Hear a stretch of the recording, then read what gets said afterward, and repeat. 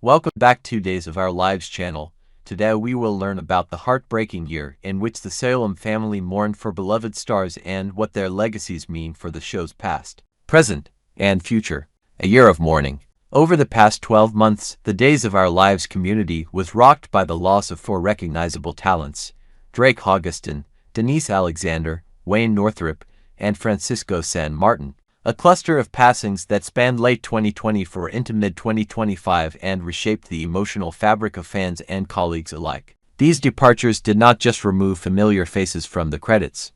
They closed chapters of storytelling lineage, mentorship, and audience connection that took decades to build. Francisco San Martin's sudden loss. Francisco San Martin died on January 16, 2025, at age 39 in Los Angeles, with the medical examiner ruling the cause as suicide by ligature hanging, a detail confirmed by multiple outlets and the coroner's records. Best known in Salem for originating the role of Dario Hernandez in 2011, he also bridged soap and primetime through The Bold and the Beautiful and Jane the Virgin, reflecting a career that moved fluidly between daytime and contemporary network storytelling. Francisco's career arc and resonance. San Martin's Dario was introduced as a petty thief pulled into a cold case mystery, a character that let him toe the line between charm and danger over a concise but memorable 5-month run before the role was later recast in 2016. While his 2017 turn as Mateo on B&B and his stint as Fabian on Jane the Virgin expanded his range to romantic intrigue and comedic telenovela flair.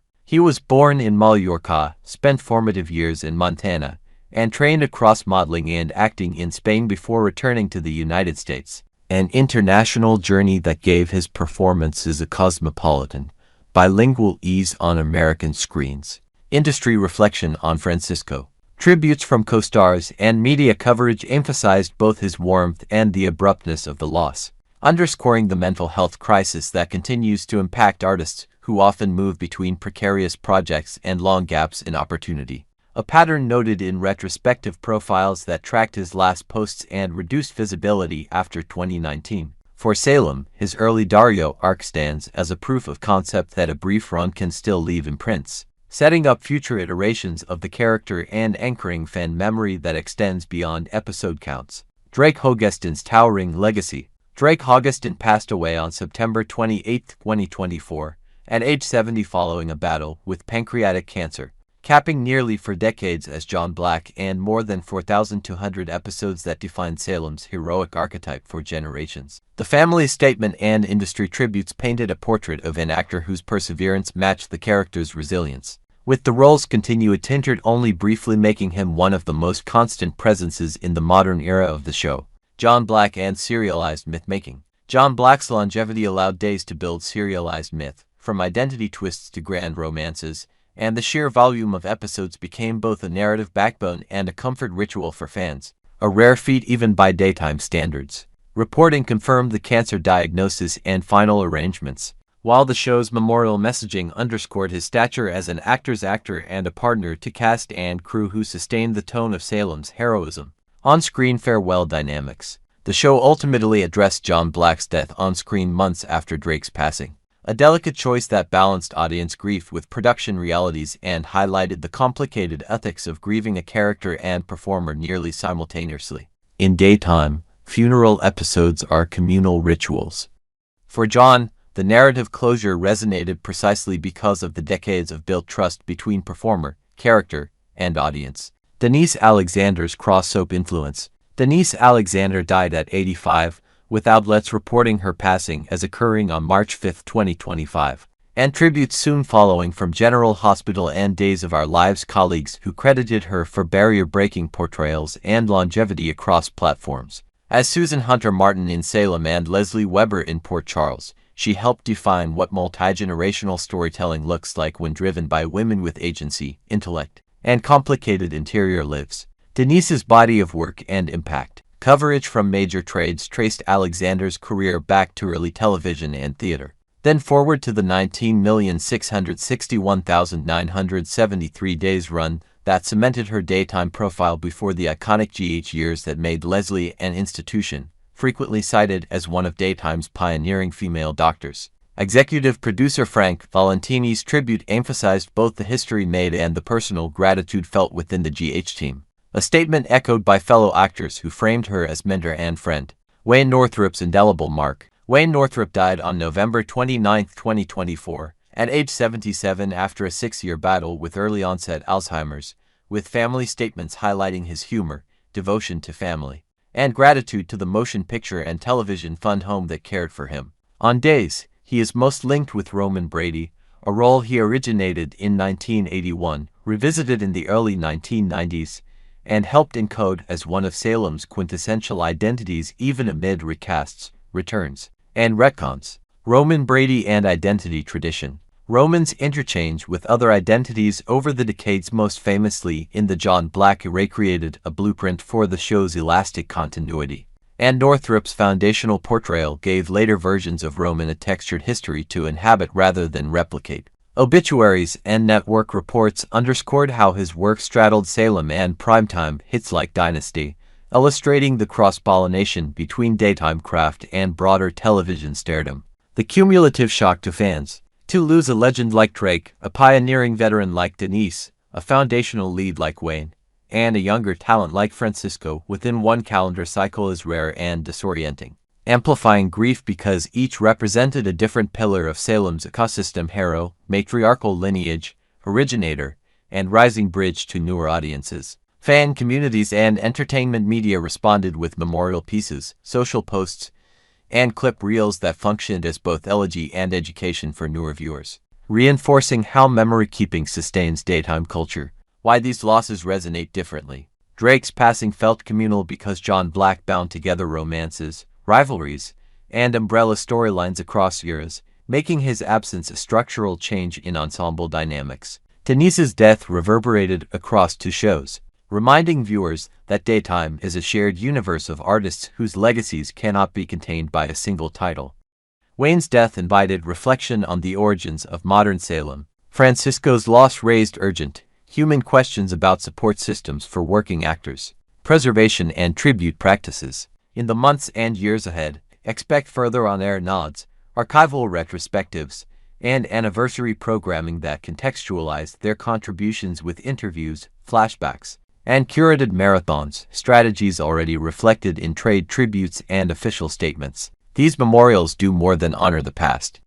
They educate new viewers, refurbish franchise memory, and model how long-running series integrate real-life loss into fiction with empathy and continuity. The evolving fabric of Salem, Days of Our Lives, has endured precisely because it metabolizes change, births, deaths, recasts, and reinventions into new arcs that still feel anchored to history.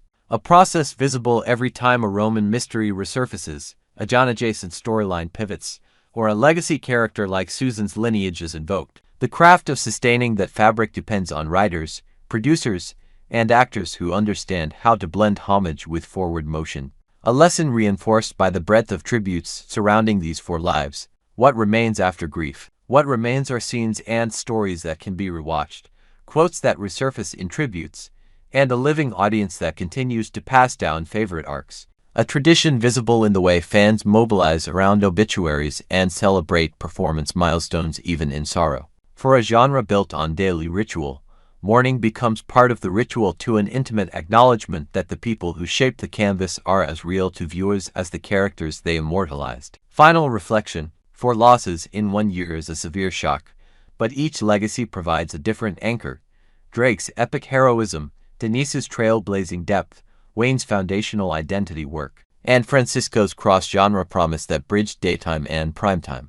In honoring them, Salem does what it has always done best: tell stories that help a community grieve, remember, and keep moving forward through the next day's episode and the next generation of viewers. Part 2. We will explore the complicated emotions, the harsh confrontations, and the heartbreaking decisions surrounding Tate, Holly, and Sophia. The scene at the bookstore may seem simple at first glance, but when we look closer, it reveals deep wounds, unspoken truths, and a family struggling to hold itself together. Holly's swift and emotional reaction. It takes only an instant of a heartbeat for Holly to step into the storm. She walks into the bookstore and notices Tate deep in conversation with Sophia. For most bystanders, This might have seemed like nothing more than two young people chatting quietly among the shelves, but to Holly, it was something else entirely. Her instincts flared. She saw danger, temptation, and betrayal written in the smallest of gestures. Without pausing to breathe or reflect, she rushed in, determined to break apart the moment. Her sudden interruption did more than just cut off the conversation, it shifted the entire atmosphere. Sophia, ever clever and opportunistic, seized this chance. Instead of standing firm or clarifying her intentions, Sophia retreated dramatically, making her escape appear as though Holly was the unreasonable one. In doing so, she left Tate holding the bag, forced to explain a situation that was far less innocent than it appeared. And here lies the irony. Tate, caught between the two women, found himself apologizing not out of true regret, but out of frustration. His apology sounded forced, hollow, almost mechanical. For Holly, who had rushed in with her heart pounding and her emotions raw, this empty response was a slap in the face. From apology to irritation, Tate's frustration only deepened as the conversation dragged on. At first, he tried to smooth things over, brushing away Holly's concerns with words that lacked real warmth. But when Holly pushed harder, when she demanded he look at Sophia's actions for what they were, Tate's patience snapped. His irritation bubbled to the surface. Holly, her arms folded tightly across her chest, finally had enough. Her voice, sharp with both hurt and anger, cut through the bookstore. She told him point blank, it wasn't her fault. She hadn't created this mess. She hadn't placed Sophia in his path. And most importantly, Sophia wasn't gone from his life. She was still circling him like a predator, waiting for her chance to reel him back in. Then came the words that struck the hardest blow. Sophia still wants you, Tate. Wake up. Those words weren't spoken lightly. They were an alarm bell. Holly had seen what Tate refused to admit, that Sophia wasn't an innocent bystander, but someone who knew exactly how to use his grief and longing against him. By offering him fleeting closeness, by dangling the memory of what they once shared, Sophia could keep him trapped in her orbit. The baby at the center of it all. Sophia's tactics weren't just about romance or emotional manipulation. They were tied to something deeper, something Tate couldn't easily turn away from. The child. Holly pointed out the cruel truth that even if Tate was allowed a brief glimpse of his daughter, it would not ease his pain. Instead, it would reopen the wound. Sophia knew this. She used the child as a tether, a way to keep Tate bound to her, struggling with hope he could never fulfill. This is where Holly's protective instincts flared brightest. She wasn't just jealous of Sophia, she saw the larger picture. She understood the danger of Tate letting himself be manipulated again and again. To Holly, protecting Tate meant pulling him away from the false promises Sophia dangled before him. And yet, Tate, blinded by his emotions, could not accept this reasoning. Tate's breaking point. Tate pushed back hard against Holly's accusations. He insisted that she was wrong. He told her that his decisión to see his daughter once and then never again was not cowardice, but strength. In his mind, denying himself that relationship was the healthiest choice. By stepping away, he believed he was sparing himself years of torment and sparing the child confusion. But the words did not come easily. When Holly accused him of being obsessed, something inside Tate shattered. It wasn't just an insult, it was a reflection of his deepest fear. Was he obsessed? Was his pain, his longing, and his anger turning him into someone who couldn't let go? That question gnawed at him, and instead of answering, he broke down. The once steady young man in the bookstore could no longer hold back his emotions. His voice cracked, his posture slumped, and when Holly declared she was done, that she could not keep fighting this losing battle, Tate fled. He left her standing there, her arms still crossed, her face etched with both strength and sorrow. A glimpse into the larger battle. For longtime viewers, this wasn't just a fight between two young lovers. It was a microcosm of something bigger, the Brady family's slow unraveling. As Eric Martsolf recently warned, the Bradas are being torn apart, and Tate's turmoil is part of that unraveling. His inability to move forward, his vulnerability to Sophia's manipulations, and his fragile relationship with Holly all point to deeper cracks within the family fabric. In soap operas, nothing is ever isolated. Every confrontation echoes through larger storylines. Holly's words weren't just a personal warning. They were a reflection of the larger theme of the season, how love, loss, and loyalty collide in ways that can both heal and destroy. The ideal father or the ideal tragedy. And here lies the heartbreaking irony. Tate insisted he was doing the right thing by walking away from his daughter. He told himself it was the healthy path. He tried to convince Holly it was the best decision. But the image left behind is not that of a noble father making a sacrifice, it is of a broken man, haunted by choices, trapped in grief, and too blinded by pain to see that pushing everyone away may only deepen his wounds. The audience is left asking, is Tate truly making the healthiest choice, or is he running from the very responsibilities that could help him heal? For Holly, the answer is clear. She saw in that moment that Tate wasn't ready, not ready to fight for himself, not ready to fight for her, and not ready to fight for the family he could still have. And so she made her own decision, to step back, to protect her own heart, and to let Tate face the consequences of his actions. Final thoughts. This scene in the bookstore may have lasted only a few minutes, but its impact ripples through every storyline connected to it. Holly's quick reaction, Tate's stubborn insistence, Sophia's sly manipulation of these pieces form a dramatic puzzle that keeps us hooked. And perhaps that is the beauty of Days of Our Lives. Even the smallest encounter, a glance across a bookstore, can reveal the deepest struggles of the human heart: love, loss, denial, and the desperate need to be understood. As viewers, we can only watch and wonder, will Tate ever find the strength to face the truth, or will his pain continue to drive him further away from those who love him most?